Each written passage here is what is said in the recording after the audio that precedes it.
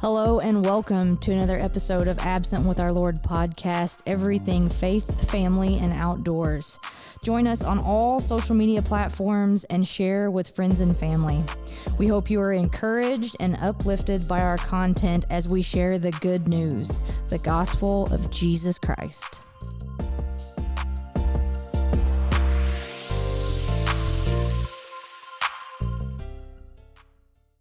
All right, guys, Jonathan here, AWOL White Oak Legends, bringing you another podcast, Absent with Our Lord podcast. But here we have another Southern Illinois local native, Ryne Wade. We got him on the phone, and we're going to just talk some faith, family, and outdoors, and we're going to jump right into it. Ryan, I got Mackenzie here with me, too, across the table. She'll probably jump in. Guys. How are you doing today? Good. How are you guys? I really appreciate the invite. Was looking forward to this.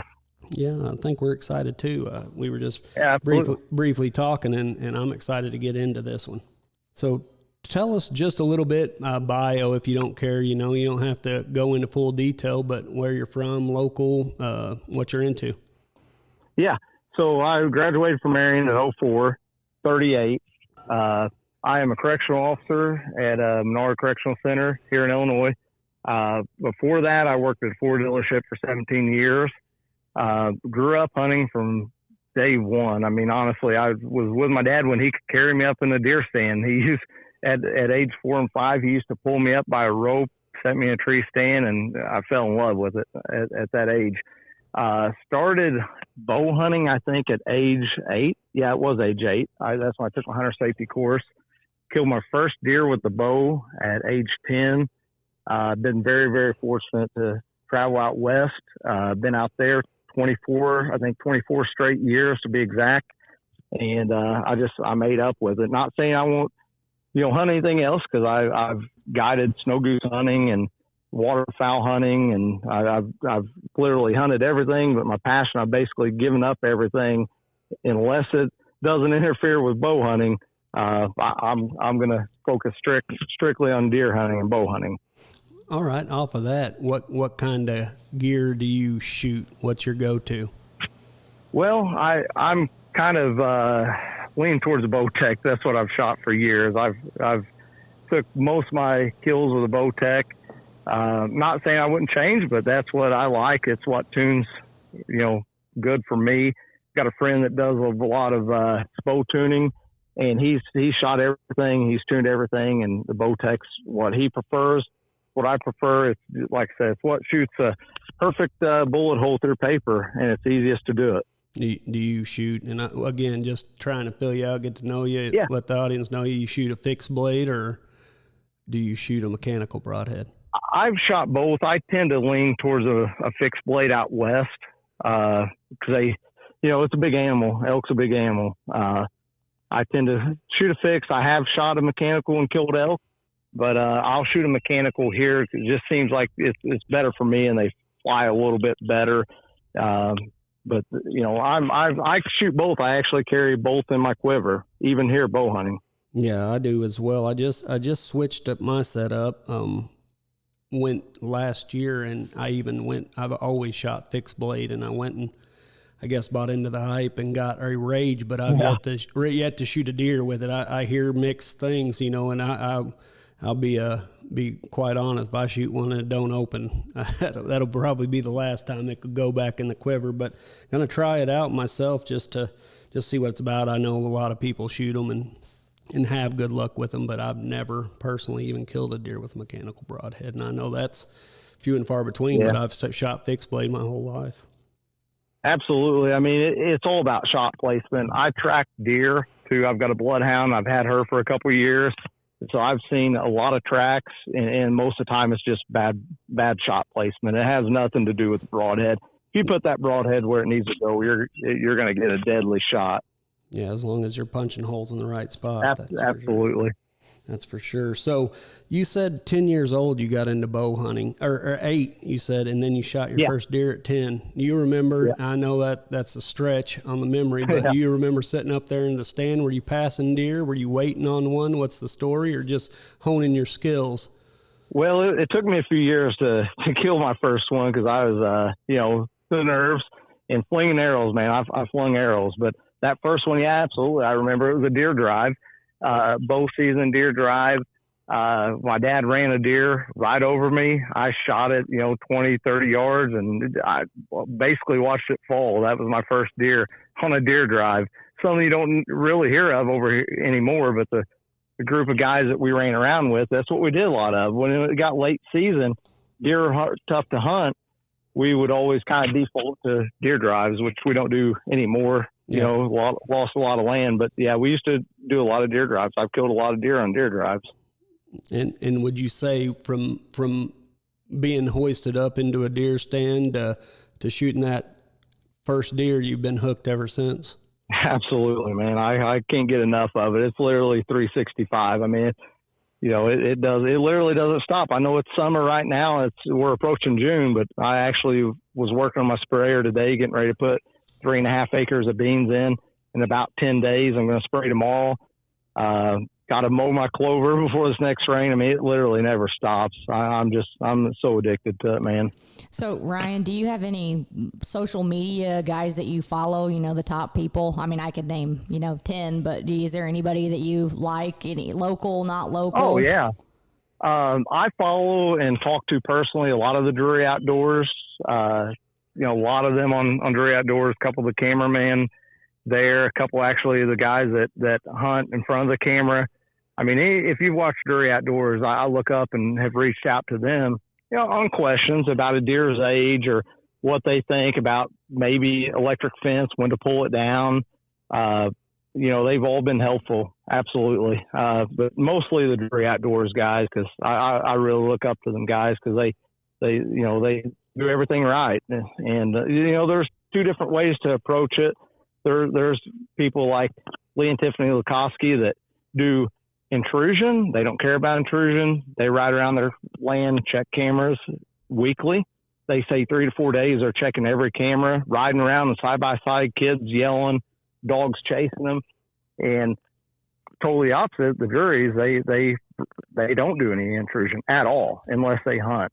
Yeah, that's kind of interesting because the property we have multiple properties that me and Jonathan get to hunt, but one is almost no traffic, and then no pressure, and then one has kids on side by sides. It's a family farm. There's and I mean, honestly, with camera activity, I can't see much difference of really deer movement with activity and with not. So that's kind of an interesting concept. Yeah, they've both been very, very successful. I mean, they're killing 200-inch deer every year, and we're trying to kill Pope and Youngs, but they're both killing 200-inch deer every year, and they got two different approaches. And I've talked to both sides of them. And me, on the other hand, I've seen it on my own property that I can run deer out with a four-wheeler side by side, and they will come right back. But I've trained them because I'm doing that year round. I'm doing food plots, I'm mowing clover, riding the kids around the side by side. So the deer, they're going to be here because I've got the food, and they're going to be here. So if I run them off, they'll come back. Now it may not be until after dark, but we can ride around. We've seen it time after time again because I run a lot of cell phone cameras. And you'll drive side by side through the food plot, run the deer off, and 30 minutes later, the deer will be right back. The same amount of deer, the same exact deer. How much of your hunting relies on your land management? I know that we've done both, Jonathan and I, just because of his equipment, and we've been blessed with friends to help us with tractors and stuff, have food plots or no food plots. And we've also had the availability to have people that have property at work and they don't hunt, and they say, hey, I want a doe. And then we've done that with, go in absolutely blind with, no food plot. When did you start your land management? Well, I started the land management about 9 years ago when I bought the property, but it was a clean property. It was very, very clean. There was no thickets, mostly woods, a little bit of field. It probably started about 3-4 years ago when I really got serious with it, where I started hinge cutting trees, trying to really thicken up the property. And as well as I do around here, the autumn olives, or they'll just take over. the best deer bedding here in Southern Illinois or anywhere that I've ever heard of. But I started hinge cutting trees, letting it grow up, letting it get thick. And then at that point is when the deer really started spending more time on the property. But to be honest on that, I've only killed one good deer off of me. It's been other places, but the girlfriend, we've been together approaching 6 years, and she's killed a couple good deer off the property due to food plots and food being on the property. But more than anything, if I had to choose food or cover, it's going to be cover. Absolutely. And you brought up a good point, and I'm going to mix a little bit of life lessons in with some deer hunting talk just to keep it interesting. 9 years, you said you've been managing land, 6 years, a steady girlfriend. You guys have children together? No, but okay. I've raised him.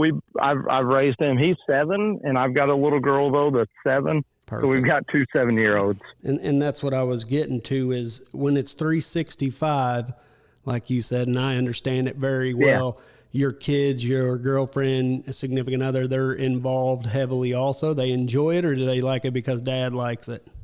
Oh, absolutely. The little guy, I just left the house a few minutes ago to get up here on the hill where I could get service so I could call out. He's wanting to shoot the 410 when we get done. She absolutely, the girlfriend, she loves to deer hunt. We kind of do our own thing. I get in her way a little bit. I'm a little serious about it. So I let her do her own thing, but she's killed a couple good ones, a couple mature deer. And then the little guy killed his first deer 2 years ago, and me and him set together 4 or 5 times last year, and he passed up probably 30 or 40 deer, but it wasn't the right ones. Nice. We had a close call. He couldn't see through the scope. Well, I can make a long story short, his crossbow, he couldn't see through the scope. It was out of focus, and we didn't know. We had a big, probably 100 for him, 100, it was a big deer, 120-inch deer at 30 yards, and he could not get a shot. But he is, I give him a golf ball at 30 yards. I'll bet anybody any amount of money he'll hit it every time. That's awesome. He's a heck of a shot. But yeah, the little girl, she hasn't yet gotten into it. She wants to, but she can't stay focused long enough. So we'll see. Hopefully, eventually she will. She goes with me. She sets with me every year, at least 3 or 4 times, because there's times that I'm not able to go unless she goes. And, she enjoys it. She gets a tablet, headphones, and a blanket, and she'll hang out there all day with me. Yeah, and that's something else, just an interesting topic. At first, just being a compound, instinctive type shooter coming up, and then as the bows got better, I've liked them better sights, things get more accurate, more deadly in the field is the way I feel. But when they first started talking about the crossbows, I don't want to say I was anti-crossbow. I just was like, nah, that's not for me. I'm great shooting my compound, enjoy it. I like the technique, almost like a pitcher on the mound, getting my wind up, getting my stance, doing all that, getting my rhythm. But then I opened my eyes to, man, this opens a whole lot more time for me to be able to hunt with my kids and get them on deer sooner. And now I'm addicted, because I'll go out with my compound. I have my kids, I have a 9-year-old daughter. The thing I haven't overcome, and any listeners, anybody take hints with this, I have no lefty shooters in my family, and she shoots lefty. So me trying to get her on it and figured out all the time, we struggle sometimes. But that is funny you mentioned that. My little guy and little girl, they both are left-handed.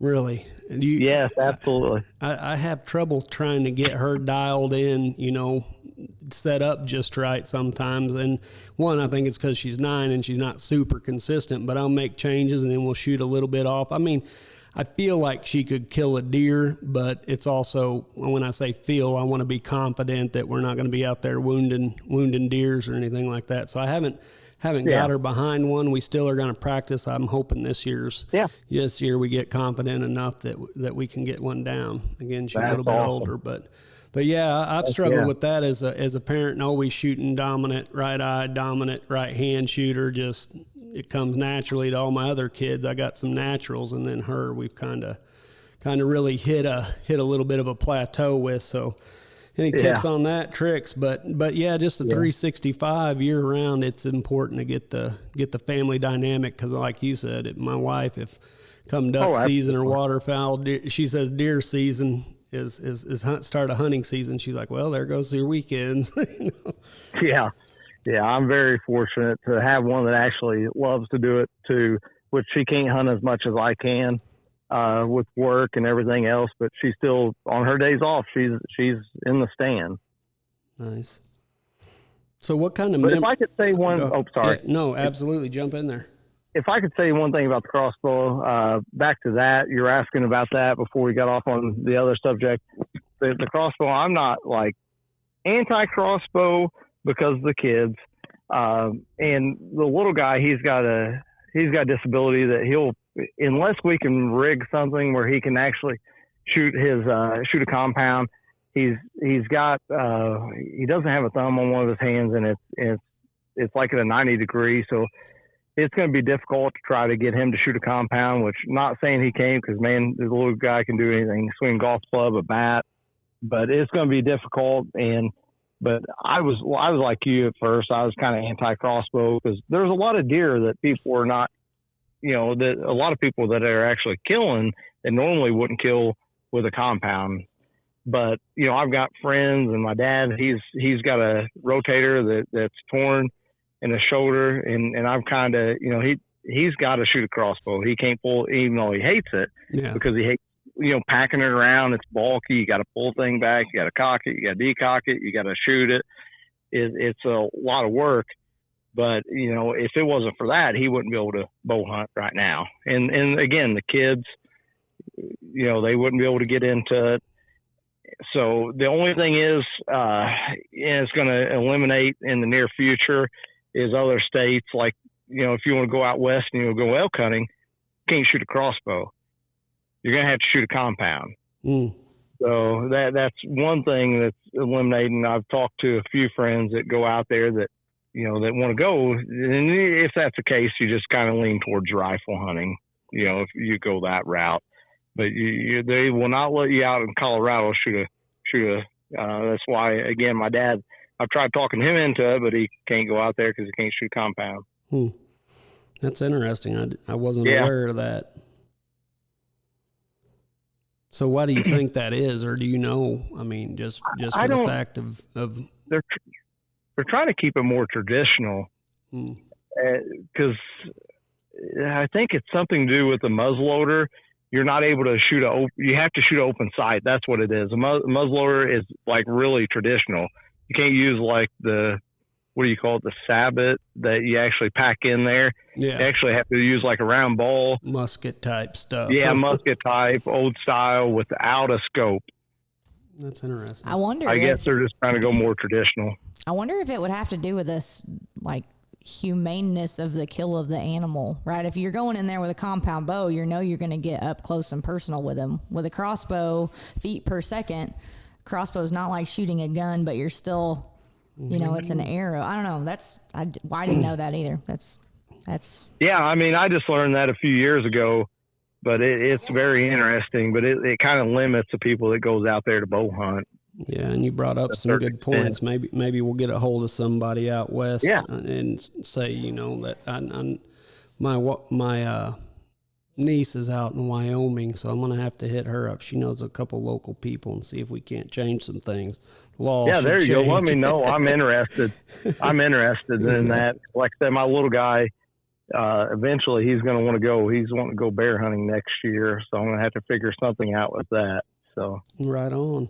And just to get more into the deer hunting and things like that. So over the years, how do you think you've evolved? I actually wrote a note because I like it, and it's something I always talk to anybody about. I'm jack of all trades, master of none. I said the more I can learn about it, the more I can hunt or put myself around people that knows it, the better off I am. So how would you consider yourself a student of the art? Because deer hunting can go as deep as the rabbit hole you want, from genetics to aging deer. Everybody got their own ways to age or ways, and even that's one question I wrote down here too when you were talking about passing up. But we'll do one thing, what a shooter is versus a non-shooter and things like that. So tell me how you've become over the years kind of a student or a master of your craft. Well, I never, up until like 4 or 5 years ago, I never learned my mistakes. I made a lot of mistakes, and the main thing that I learned over the few years is take notes. I take so many notes. It's crazy. I've got a notepad on my phone. When I see a certain deer or I got a certain deer in daylight on camera, I look at specifically what the temperature is, which doesn't mean as much as other things, but I look at the wind direction. I see how much wind. The wind direction, how much wind is more of a factor than anything. But the last probably 4 or 5 years when I really started breaking it down, like certain things, like how many deer moved. And the only thing I could have, kind of trace it to is just wind direction and temperature on, certain days, as in like temperature is when it's lower, when there's a temperature drop, it seems to be that the pressure is rising. Do you see any consistency of moon phases? I don't. There's been studies, and I listen to a lot of other podcasts like deer doctors and stuff like that, biologists, and there's been 0 studies that has shown that moon phase affects anything. I rely more on like temperature or like pressure rising, because if the temperature is dropping, the pressure is rising, and that gets deer on their feet earlier. Right on. If that makes sense. I mean, it's hard to explain, but if you start paying attention to, like, if you ever look back, and I don't know, do you guys take notes of like when you see deer certain times, or I'm sure you got them in your head? Oh yeah. And the good thing is what I like to say, there's an app for that. Yeah, exactly. Right now there's so much stuff out to utilize that you'd be almost a fool not to try and get on some of that stuff. In my opinion, I'm just like you. The more, the saying, I guess, is creature a habit. And you used a great analogy, the instance of low pressure hunting versus intrusion hunting and things like that. And I believe that to be true on a lot of properties, Yeah. So just in my own opinion also. So I agree. This is going to lead into what he's going to ask you next about what your, inches per what's a shooter or not. But we, Jonathan and I, for 3 years, we had a deer on camera at the property that we hunt. It was just he's never going to score good, but he was so nasty on his bases. And I mean, Coke can, I actually found his shed this year. He's 6.5 inch bases. And, this season, so the first year we got multiple pictures. We were actually tracking him pretty good, daylight pictures, thought we had him figured out. This year, nothing. And I got one picture, really almost at dusk, of this deer, and he was, we thought he was dead. And then we ended up hunting him hard. Then I found a shed, so he's still alive. So this is going on year 4 of it. Do you ever judge, I know that you shed hunt a lot, so when you find sheds, are you sold out that deer's staying around, or have you found sheds consistently and then they disappear and then all of a sudden you see them on hoof? Absolutely. I mean, both ways. Every year I find sheds of a good one that I've had history with for years, maybe 2 or 3 years, and he just disappears. And it's like, where does he go? Does he get hit by a car? Did he die from EHD? You don't know. I mean, it's a mystery. I've got one right now that I've found this year from last year that I had previously had 4 years of history with, and it's 170 some inch deer, probably low 170s. Well, it's probably upper 160s or low 170s. But I found his sheds, and he's gone. He just, like, he's vanished, and he could be alive. I've seen videos and stories of people not seeing deer for 2 or 3 years, and then just all of a sudden shows up. But at their age, when the older they get, the more prone they are to dying of VHD in the summer. So even though I found his sheds last year, did he die from VHD this year? If he did, he could have been in a summer pattern where I don't even know where that would have been. He could have been a mile and a half away, and I would have never, found his dead head or whatever. So, and then other times I find sheds and, I end up seeing him on hoof. So it goes either way, but I'll be honest, more times than not, I don't end up seeing them on hoof the next year, whether it be from, cars, EHD, or somebody kills them early season. So what's your take on what is a shooter for you? Are you going inches or just visual? Or I used to go on inches, and I used to want to kill the most inches of any deer, but anymore, age, I looked at it as in, it's way harder to kill a 5.5, 6.5-year-old 130-inch 8-pointer than it is a 170-inch 3.5-year-old. It just is. There's a difference of a deer, and I don't know what it is, from 3.5 to 5.5. They get way 3.5 to 4.5. They get way smarter. It's night and day difference. I've got many deer, histories with that. I've had deer at 3.5, daylight that year, and then turned to 4.5, boom, almost completely nocturnal. And I don't know what it is. There's a light switch that flips there from 3.5 to 4.5. I wish I could figure that one out. I think it's the women they're involved with. Wise. Yeah. I don't know, but no, I mean, I think I wish we could have joined in person. We could probably keep this going for a long time, because everything you're saying, I agree. You get that young buck out in front of you, you'll see him 5, 6, 8, 10, 12 times, but the older they get, that opportunity on hoof of seeing them goes way down. It's like you said, that's where the work begins. I think it's rewarding at that stage. Again, the tracking a buck 3-4 years and then finally closing the deal. There ain't nothing. Well, no, I'm not gonna say that. There's some other first. Again, you get their little guy or gal, their first deer. That's exciting. But man, for us avid outdoorsmen, that's when the chase begins. Like you said, that patterning, that figuring it out, the chess game of deer hunting that it can be. So when you're out shed hunting, do you have tips or tricks, or do you just run the cut down pass, or how do you go about it? What's your thought or theory on it?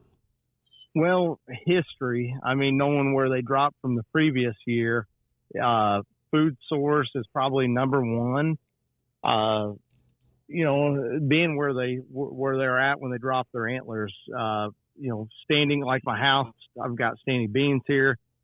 I know they're going to be there. I know they're not going to be too far from there. Bedding, food source, and covering a lot of ground. I mean, I cover a ton of ground. Now, this year I didn't because of work. It kind of interfered with that a little bit. A shift change that allowed me last year to shed hunt more, where we found 70 last year. And that's with doing it only when we had time. And then this year we found probably around 40, and we didn't go probably a quarter of the time. But the main thing we cover a lot of ground. And that's, and another thing I'll tell you that a lot of people ask, they'll call me, man, how are you finding all these sheds? And I've been, and I can't find any. When I go on I know a lot of people swear by a cloudy day, but if you go on a sunny day and you keep that sun at your back, you'll find more sheds. I mean, I've literally walked past sheds numerous times with the sun on my face, and then I turn back around with it at my back, and boom, I'll find it every time. But yeah, that's one tip there. Another, is just keeping the sun at your back if it's sunny. So again, cloudy days are good. Are you on foot, or are you doing side by side, 4-wheeler? You got a dog? I'd love to have a shed dog. I've got friends that do, find a ton, but no, it's on hoof. We do actually cover some fields on side by side because we've got a lot of different properties that we cover.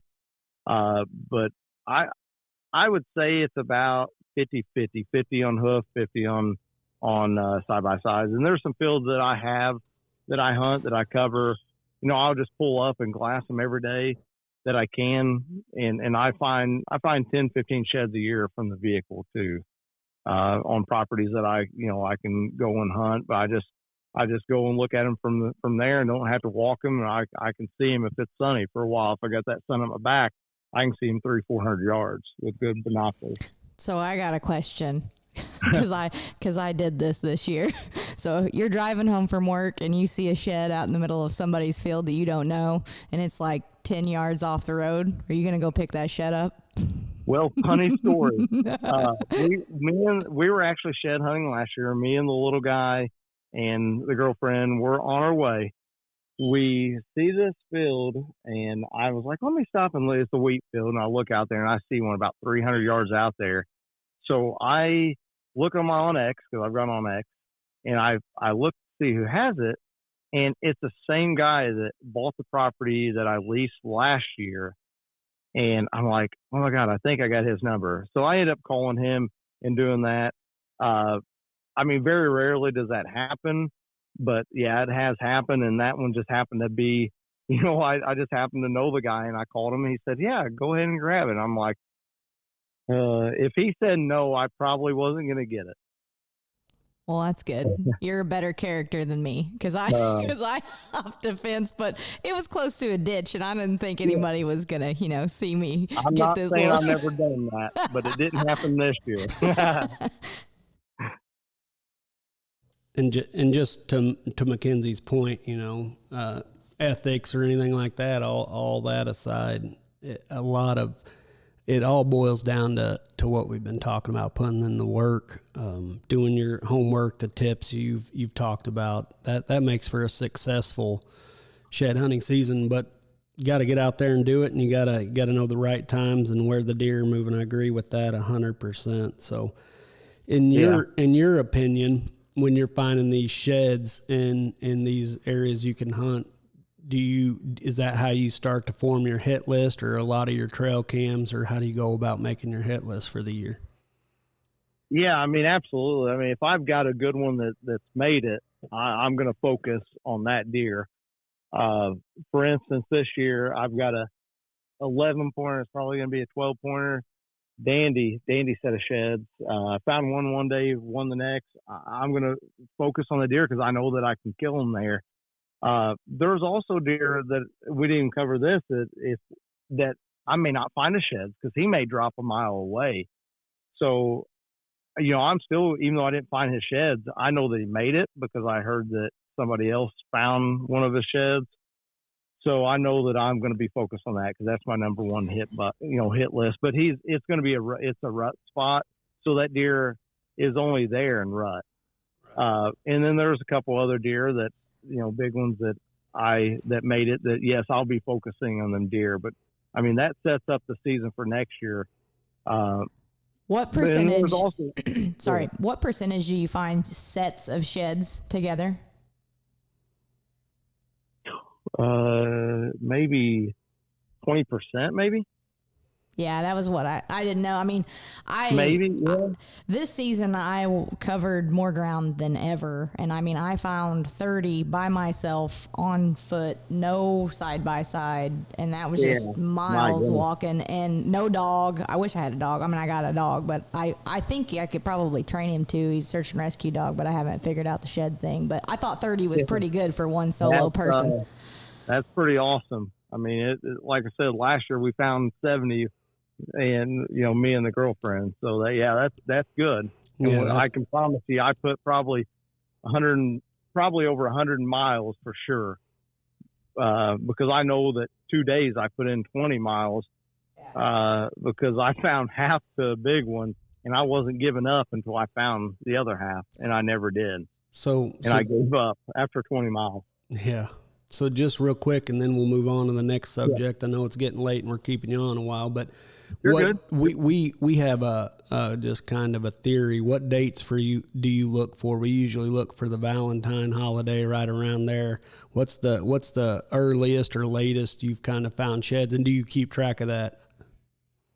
I pay attention to the cameras, honestly, and glassing. I just, that and other people, other friends, that have seen deer drop. It's usually, honestly, I'm usually down in Arkansas snow goose hunting, and I'll find a little bit of time in between to shed hunt. But I've found them as early as January, and as late as April when turkey hunting. But I'm definitely like, I'm going to be in the woods the end of February. I'm going to be in the woods. I'm going to be walking. I'm going to be still paying attention to trail cameras. But I rely on trail cameras, more than anything to tell me with running 24 cell phone cameras over a lot of different properties. Excellent. And that being said, and I'd like to get your thought on this whole theory of what I'm getting ready to say. So when you're running these trail cams, do you also find a cull buck that you would be interested in, or what do you think about cull bucks? There's sometimes some theories or reports about spiked deer, and are they going to genetically turn into anything? What do you think when it comes to a buck and its genetics? Yeah, I will shoot a cull buck if it's late in the season, and just knowing that deer, is old, is mature, and like I mentioned earlier, them deer are harder to kill than a young deer. But to your point on the genetics, it will not affect the genetics, as studies have been shown. Listen to quite a few podcasts. Dr. Deer Grant, is it Grant Woods, I think? He did a very good podcast one time on deer studies and took many, many deer, and it will not change your deer herd shooting a cull buck.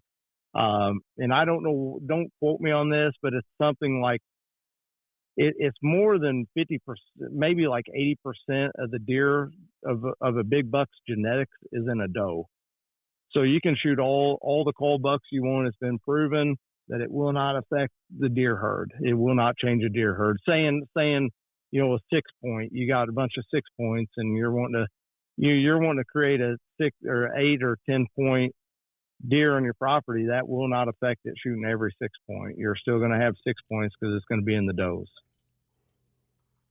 Yeah, that's a good thought, and definitely I'm going to have to check that out, because again, going back to the student of the art comment, I'm anything I can learn, so I'll check out that podcast, Grant Woods, or I'll Google search it or something. Yeah, I'll get with you on that. I think it's Dr. Deer Grant Wood, I think is his name. Right on. And if just to ask your preference, what's your ideal setup? Are you, when I mean that, are you in a climber in a big hardwoods, or are you field edge with are you tethered? What's your setup look like? Most of the time I've got lock-ons because they're all private properties, and I'm the only one that hunts in private properties. So I've got all lock-ons.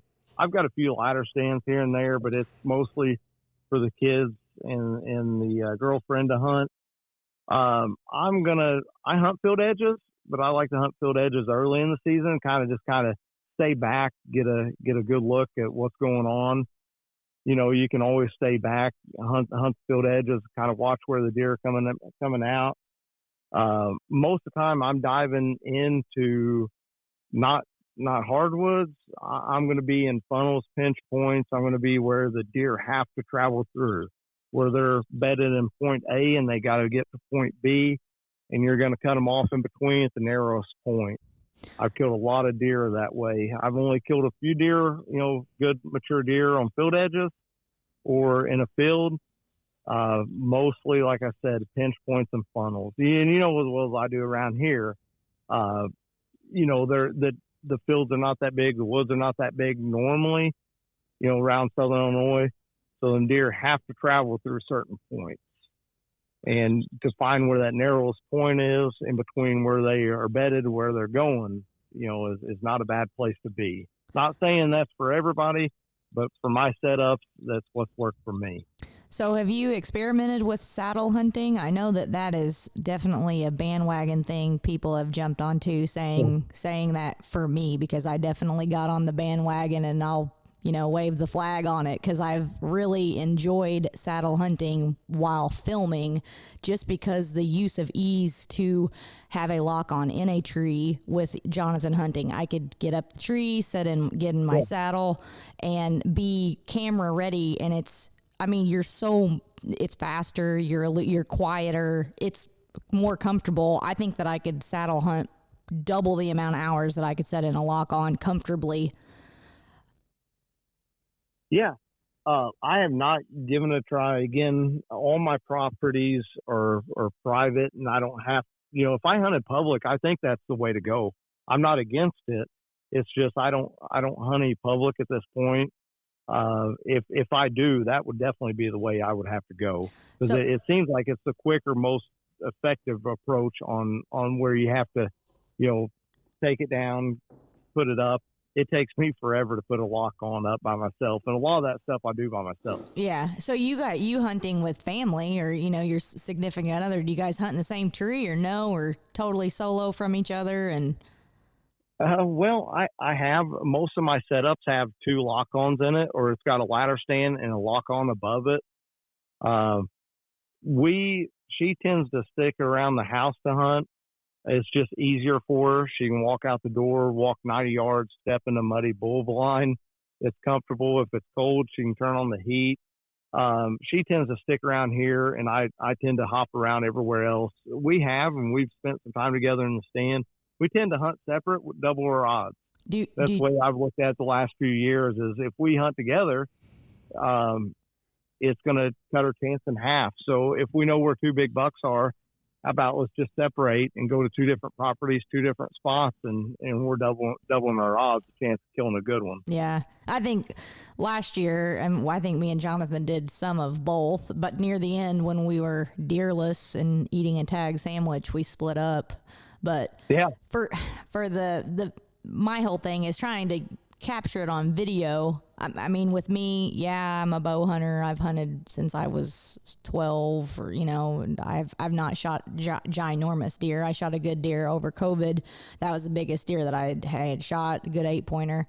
But yeah, getting it captured on video is what I want to make, bow hunter die. I followed those guys every season that they have. Now the Seek One guys are out. It's just like that video quality, the stuff that you can capture, either photography or videography from it. If we had 2 expensive camera setups, I guess we could split up easier, but I would say you have to, videoing your stuff can really, make you even more frustrated hunting. Videoing it makes you even, are they in the shot? Are they in the frame of the camera? Are they, it gives a whole other element of intensity. Absolutely. I used to video, and I actually still do, but again, I default to not carrying the camera because the camera's bad luck for me. I missed a big one on camera, self-filming. Everything was perfect. I hit a limb 35 yards 3 years ago. It was a giant. I hunted this deer all year, and it was a heartbreaker. And then this year, the first buck, well, I only killed one this year. The last year I killed 2, but this year, the one I killed, he come out. I had him at 15 yards. I had him in focus, had him in camera. Go to pull back, look at the camera. It's still in there. I pull back. I'm trying to get a shot. I shoot. I look down at the camera, and the camera is facing the ground. I didn't have the flood head tight enough, and it tilted down. But yeah, I've got a really expensive camera setup. I got a couple $1,000 camera with all, I've got the tree arms, the 4th arrow tree arms, the bases I put in every tree. I've got a gimbal, I've got the GoPro, but again, I start out every year and I've got it and I carry it, and I think I've weighed it 33 pounds of camera equipment carry with all my other stuff. Mm-hmm. And you carry it, you do it over and over and over. And it's just like one day it doesn't rain, or it rains, and I don't carry it. I'm like, man, it's nice. And I end up not carrying it. And then I end up killing a deer, and I'm like, man, is it the camera that's bringing me down? But yeah, I want to get some good ones on camera. again, that's my intentions. But if one walks out and it's, I don't get that many opportunities at a mature deer. So if one walks out and it's not in camera, it's not in focus, or I can't get them on camera, I'm still going to shoot. I mean, I'm not getting paid for it. Yeah. That's the problem. A lot of these guys on TV, again, I know a lot of these guys, they're not getting paid. They're just getting endorsements, or maybe, maybe a free bow to shoot every year, whatever it might be. Until I start getting paid, I'm not that worried about it. And I'm not ever going to, because I've got a full-time job. So. Yeah. And again, just to the work aspect, there's a good work, a work that I find enjoyable. I honestly, my wife says a good time to use still seems like work. I don't mind putting in the food plots, but when it becomes a task or a chore or interferes, kind of what you mentioned with what I'm trying to accomplish out there, yeah, that's when I start getting pretty aggravated, that camera. Yeah. And she giggled, but man, that's because we felt your pain. Now's the time to shoot and not cooperating and things like that. Anybody that's done it a lot or tried to capture it, I'm sure has been there.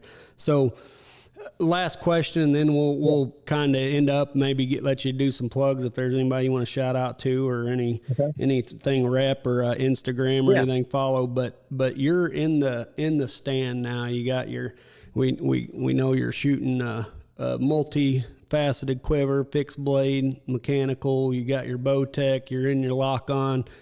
You're looking for your mature buck. It comes out. Or you see it in the distance. What kind of attractants? What are you doing to get that? I mean, obviously, there's different times, different things, but what's your kind of go-to if you could do early season, and then kind of walk us through as the rut comes in, and then post rut? What do you think about that? Yeah, early season, I'm not going to use any attractants, anything at all. I'm going to be more focused on food and where they want to be. So I'm going to be setting over food. If they come out, I'm going to be scent free. I mean, I'm as scent free as they get. I mean, I take it to a certain level, and my girlfriend gets insane about it. She has to take the wick smelly deals out of the house in hunting season, because I can't shower scent free and then walk through the house with one of them wicks. So I'm a little crazy about that. That's the only scent that I use is no scent. So what you're saying is you will never hunt with Jonathan. I don't think I am literally, I'm insane about it. I go from the extent from showering right before I leave. My clothes have been washed. They have been in a scent-free bag with ozone. I mean, literally, my towel to socks to the underwear, everything involved. When I get to the point to where I change, I get out no matter how cold it is, and then I change outside the vehicle. And most of the time I carry my outer layers to the tree stand and then put them on so I don't sweat. So that's my early season to go to. I mean, like I said, everybody's different. They use cover scents and stuff. I'm not saying they don't work. I just don't want to give them anything extra. I've always tried to go the extra mile, because the only thing we can't outsmart. We can outsmart their eyes. We can outsmart everything, but no matter what you do, I've never figured out how to outsmart their nose. So I go the extra mile on that. Starting mid-season, I would say mid-season. What do you think, rut? I'm going to hunt over scrapes. I'm going to hunt near their rub lines, scrape lines. Like every year, it's going to be right there. Their community scrapes are going to be the same places. So I'm going to be right on their community scrapes where I know they're going to check them, and they may not check them every day, but they're going to check them, and it may be at night. But just kind of luck of being there. To the scents there on mid-season, I'm not going to use any scents. I don't use any deer pee. I don't use any of the buck bombs, anything to do with that. I've got something I'd like to share with you on that. I make a lot of mock scrapes early season, kind of late October when they start checking scrapes. They start making scrapes. They start getting a little more on their rut pattern. I'll make them walk scrape, and I will pee in the thing. I have not used deer pee, and I will literally have deer check that scrape 30 minutes. I've made scrapes. I've got it proven on cell phone camera that I made a scrape, peed in it, and 30 minutes later I had a buck check it. They once, and I don't know what. Again, there's another study on that. There's been once. I think it's either 30 minutes or an hour. The deer cannot tell the difference between deer pee and a human pee after 30 minutes to an hour. It's somewhere in between there, or it's close to that. That is interesting. That's first for me. I don't disagree, but that's interesting. Very, very good thought and theory on that. In post rut, I mean, any changes in your habit, or are you still looking to? Not really. Post rut, it seems like they transition back to early season patterns, to food source. All they care about late season is food source. Not saying that you're not going to see any like late season rut activity, because it's usually the does, the early, last year's fawns that's coming in later into heat. You might see some of that, but them bucks are more focused on food. They got to replenish their body after, running after they've been ran down all rut. So I try to focus more on food, being where they want to be, where they want to go to, and not worried about scent again, just being more scent free and wind direction more than anything late season. Because for instance, I've got a spot that I may have 30 to 35 deer a night that will stack up.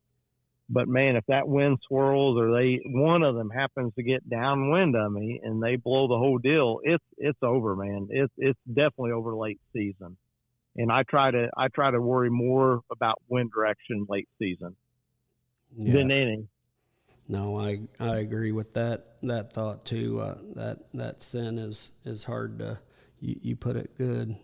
Very, very hard to trick when they wind you. I mean, that's pretty well to me. That's time for me to almost put my bow down and quit. Yeah, I stay up in the tree, but I mean, it's hard to, only because I'm already there and I don't get to do it as much as I want to. Yeah, and luck can change, or different deer come in on the property or something like that. But getting busted is never fun. It's disheartening for sure. Yeah. So I guess the last question, I was gonna end on that, but before we get into, if you want to give a shout out to anybody or anything like that, what do you? And this is another one, gives to me. Everybody's got their own opinions, thoughts, and that's what this is. Just talking about opinions, experience, and knowledge, and the way to gain more knowledge to make us better at what we're doing. When you're looking at a deer on hoof, what are you looking at to tell that deer's age? What features are you looking for? Yeah, looking at body mass, their front end, their back sway.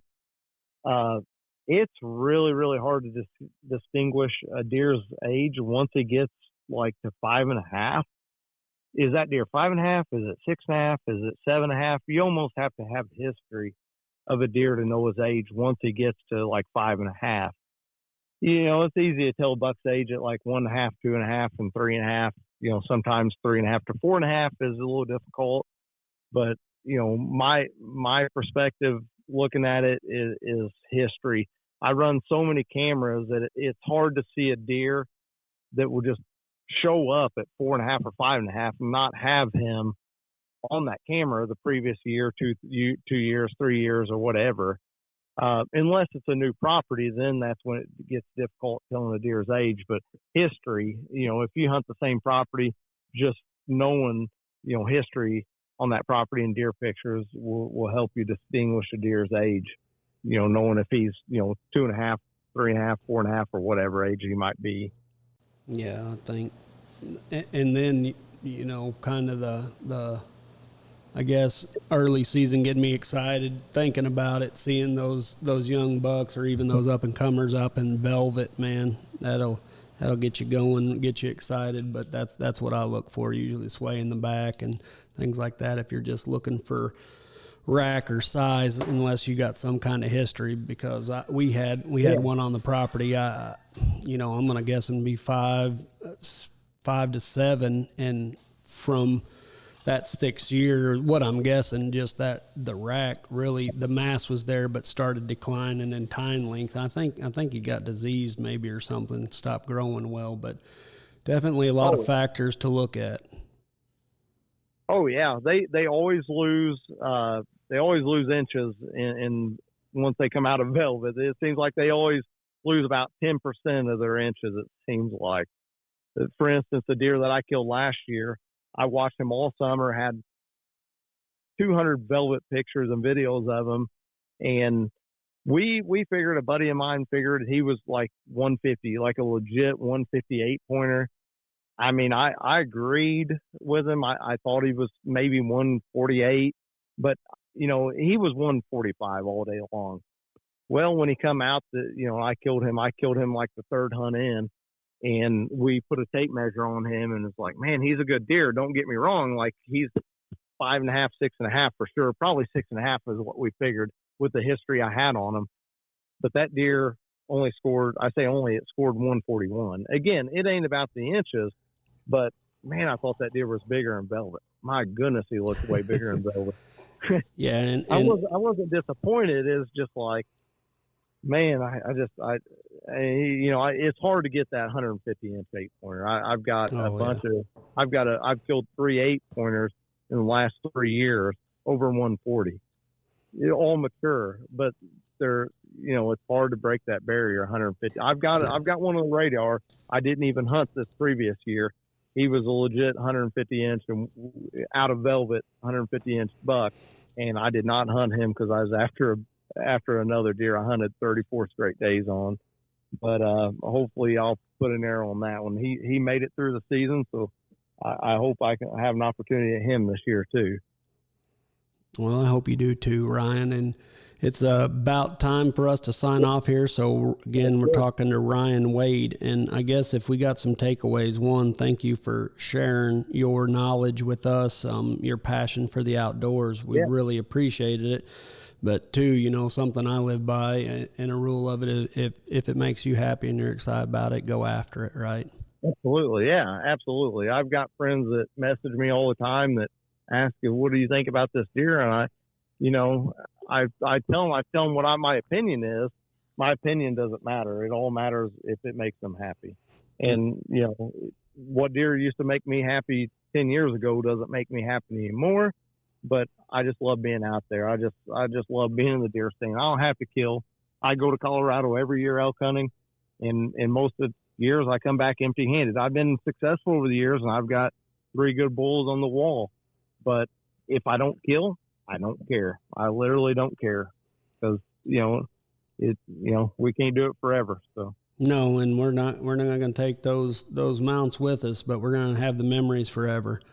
So, yeah, absolutely. Ryan, you want to say anything? Any sponsors? Anybody? I mean, even Instagram, or is that not you? Or well, I don't have any sponsors or anything like that.